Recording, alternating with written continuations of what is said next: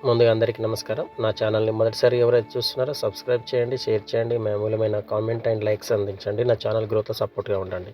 8వ తరగతి పాఠ్యాంశంలో నుండి ప్రముఖ కవుల పరిచయాలు, వారి యొక్క ప్రాముఖ్యత, బిరుదులను నేర్చుకుందాం.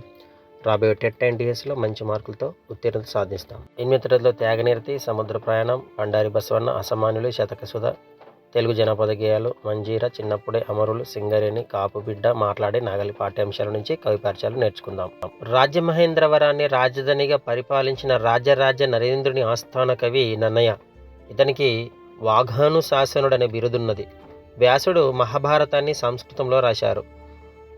మహాభారతాన్ని తెలుగులోకి ముగ్గురు కవులు కవిత్రియం అని పిలుస్తారు. వీరినే ఎర్రన, తిక్కన, నన్నయ.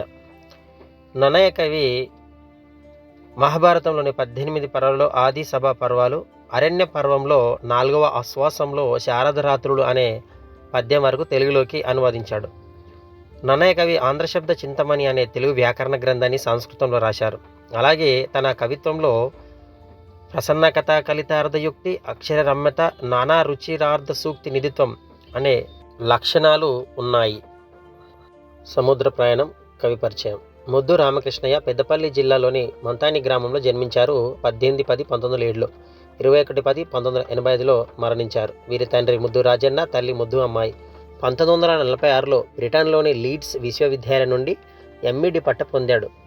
1951-58 మధ్యకాలంలో ఆసియా, ఆస్ట్రేలియా, యూరప్, అమెరికా ఖండాలలోని పలు దేశాలు పర్యటించి అక్కడి విద్యా విధానాలను అధ్యయనం చేశాడు.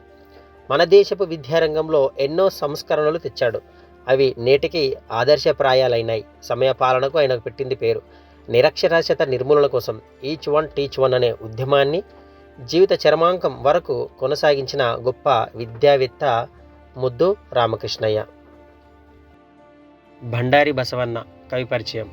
దేశీ సాంప్రదాయంలో రచనలు చేసిన మొట్టమొదటి కవి పాల్కూరికి సోమనాథుడు. తెలుగులో స్వతంత్ర కావ్యాన్ని రాసిన తొలి కవి. బసవేశ్వరుని చరిత్రను పురాణంగా నిర్మించి ద్విపదకు కావ్య గౌరవం కలిగించిన శైవ కవి. జనగామ జిల్లా పాలకుర్తి సోమన జన్మస్థలం. ఇతను 12వ శతాబ్ద కాలము చెందిన కవి. ఈయన బసవ పురాణము, అనుభవసారము, బసవోద్ధారణము, వృషదీప శతకము, చతుర్వేద సారము, చెన్నమల్లు సీసములు, పండితారాధ్య చరిత్రము మొదలైన సోమన కృతులు.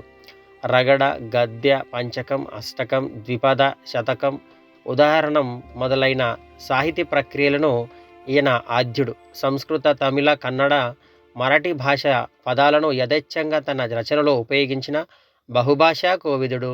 తెలుగులో మణిప్రవాళ శైలిని వాడిన తొలి కవి పాల్కూర్కి సోమనాథుడు. శతక సుధ శతకకర్తలు. నారాయణ శతకం.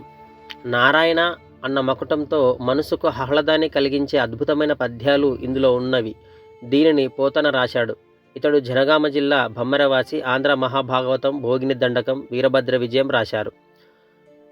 చిత్తశతకం. శ్రీపతి భాస్కర కవి చిత్తమ అనే మకుటంతో పద్యాలను రాశాడు. ఈయన శైవ పండిత త్రయంలో ఒకరైన శ్రీపతి పండితుని వంశం వాడని పరిశోధకుల అభిప్రాయం. భాస్కర శతకం. మారద వెంకయ్య భాస్కర అనే మకుటంతో పద్యాలను రాశాడు. భాస్కర శతకంలోని ప్రతి పద్యంలోనూ మొదటి 2 పాదాలలో ఒక నీతిని చెప్పి తరువాతి పాదాలలో దాన్ని సమర్థిస్తూ ఒక దృష్టాంతాన్ని చెప్పుడు ఈ శతకంలోని ప్రత్యేకత. దాశరథి శతకం. కంచెర్ల గోపన్న భక్త రామదాసు ఖమ్మం జిల్లా నేలకొండపల్లి వాస్తవ్యుడు. దాశరథి కర్ణోపయోనిధి అన్న మకుటంతో పద్యాలను రాశాడు. భద్రాచల రామునిపై అనేక కీర్తనలు రాసినాడు. నరసింహ శతకం. ఈ శతకకర్త కాకుత్సం శేషప్ప కవి. జగిత్యాల జిల్లా ధర్మపురికి చెందినవాడు. దుష్ట సంహార నరసింహ దురితదూర అనే మకుటంతో పద్యాలను రాశాడు. ఈయన మృదంగం వాయించడంలో నేర్పరి. తన జీవితాన్ని శ్రీ ధర్మపురి నరసింహస్వామికి అంకితం చేశాడు. ఈయన నరహరి, రుకేశరి శతకాలు, ధర్మపురి రామాయణం మొదలైన రచనలు చేశాడు. విశ్వకర్మ శతకం. విశ్వపాలన ధర్మ శ్రీ విశ్వకర్మ అనే మకుటంతో పండిత రామసింహ కవి విశ్వకర్మ శతకాన్ని రాశాడు. ఈయన జగిత్యాల జిల్లాలోని జగిత్యాల మండలం రాఘవపట్నం వాసి. ఈయన ఆసుకవి. దుష్ట ప్రపంచ వర్ణన, కలియుగ వర్ణాశ్రమ ధర్మాలు, భజన కీర్తనలు మొదలైనవి ఇతని రచనలు. శ్రీ వెంకటేశ్వర శతకం. నల్గొండ జిల్లా మునగాల మండలం నరసింహాపురం గ్రామంలో జన్మించిన ఆసూరి మరిగంటి పురుషోత్తమాచార్యులు వెంకటేశ్వర అనే మకుటంతో పద్యాలు రాశాడు. ఈయన గోదాదేవి, యాదగిరి లక్ష్మీనరసింహ శతకం, గోదావరి, సత్యవతి, సాత్వానం, మారుతి మొదలైన రచనలు చేశాడు. ఈయన విద్వత్ కవిగా ప్రసిద్ధి పొందాడు. శ్రీ భాకవరాంజనేయ శతకం. రంగారెడ్డి జిల్లా శంకర్పల్లి నివాసి అయిన వెంకట్రావు పంతుల్ తాండూరు దగ్గరలోని భాకవరం గ్రామంలో వెలిసిన ఆంజనేయ స్వామిపై భాకవరాంజనేయ కళభంజన సాధు జనరంజన అనే మకుటంతో పద్యాలను రాశాడు. యక్షగానం, కీర్తనలు, గేయాలు రాసినటువంటి కవి వెంకట్రావు పంతుల్. ఈయన 6/2/1937 జన్మించి 26/6/1994 మరణించారు. తెలుగు జానపద గేయాలు. రచయిత పరిచయం. తెలుగు జానపద సాహిత్యం అనగానే మనకు గుర్తుకు వచ్చేవారు ఆచార్య బిరుదరాజు రామరాజు. వరంగల్ అర్బన్ జిల్లా దేవనూరు గ్రామంలో ఈయన జన్మించారు. 16/4/1925లో, 8/2/2010లో మరణించారు. కవి, పరిశోధకుడు, అనువాద రచయిత, సంపాదకుడిగా ప్రసిద్ధుడు. ఉస్మానియా విశ్వవిద్యాలయం తెలుగు శాఖ అధ్యక్షుడిగా, డెన్గా పనిచేశాడు. తెలుగు జానపద గేయ సాహిత్యం ఈయన పరిశోధన గ్రంథం.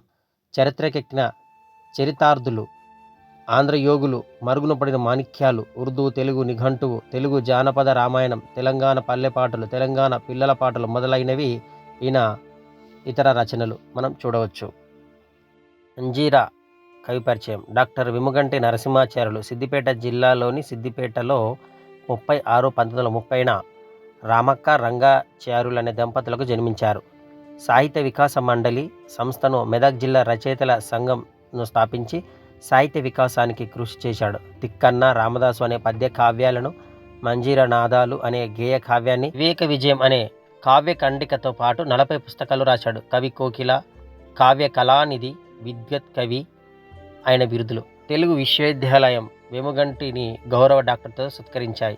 వేముగంటి రచనలన్నీ చక్కని ధారలతో, సరళమైన తెలుగు పదాలతో శోభిల్లుతాయి. వీటిలోని తెలంగాణ భాష ఇంపు, సొంపు పాఠకులను పరవింపజేస్తాయి ఈయన రచనలు. ఈయన 29/10/2005లో మరణించడం జరిగింది.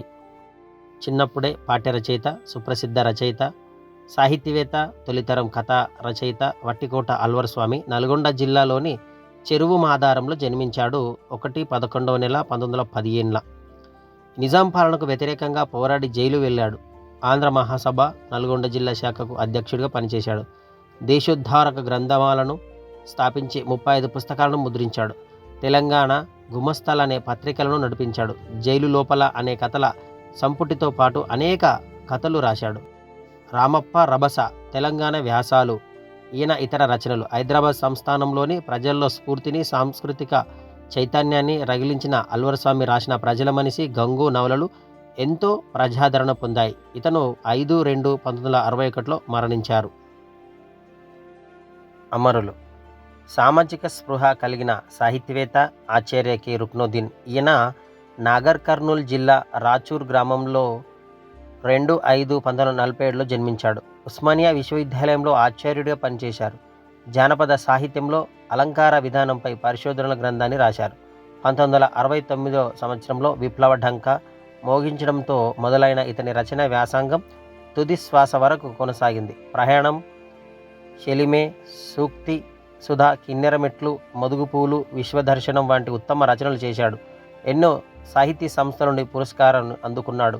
26/5/2013లో మరణించారు. కాపుబిడ్డ రచయిత పరిచయం. ఈ పాఠ్యాంశాన్ని రాసిన కవి గంగుల సాయిరెడ్డి. జనగామ జిల్లాలోని జీడికల్లు గ్రామంలో వీరు 8/6/1890లో జన్మించారు. సాయిరెడ్డి రచనల్లో కాపుబిడ్డ కావ్యంతో పాటు తెలుగు పలుకులు, వర్షయోగం, మద్యపాన నిరోధం అనేక ముద్రితాలు, ఇంకా గణిత రహస్యం, ఆరోగ్య రహస్యం అనే అముద్రిత రచనలు కూడా ఉన్నాయి. శైలి సరళంగా, సులభంగా గ్రహించగలిగినది. సహజ కవిగా పేరు పొందిన పోతన పట్ల ఆరాధనా భావం కల సాయిరెడ్డి ఆయననే ఆదర్శంగా తీసుకొని అటు హలంతో ఇటు కలంతో సమానంగా కృషి సాగించాడు గంగుల సాయిరెడ్డి. ఇతను 4/9/1975 సంవత్సరంలో మరణించారు. మాట్లాడే నాగలి. పాఠ్య రచయిత పొన్కున్నం వర్కై. మలయాళ అభ్యుదయ రచయితలలో ప్రముఖుడు. వర్కై బాల్యం పొన్నుకున్నంలో గడిచింది. 1910-2004 సంవత్సరం మధ్యకాలంలో జీవించిన కవి. ఉపాధ్యాయుడిగా జీవితాన్ని ప్రారంభించిన వర్కై తిరుమల్కచ్చ 1939లో అనే కథానిక సంకలనంతో రచయితగా పరిచయమయ్యాడు. 24 కథానిక సంపుటిలు, 16 నాటకాలు, 2 కవితా సంపుటిలు, 1 వ్యాస సంకలనం, ఆత్మకథ మొదలైనవి ఇతని కల నుండి వెలువడ్డాయి. మానవ సంబంధాలు, మనిషికి ప్రకృతితో ఉన్న అనుబంధం వర్కై రచనలోని ప్రధానాంశాలు. ఈయన గొప్ప మానవతావాది.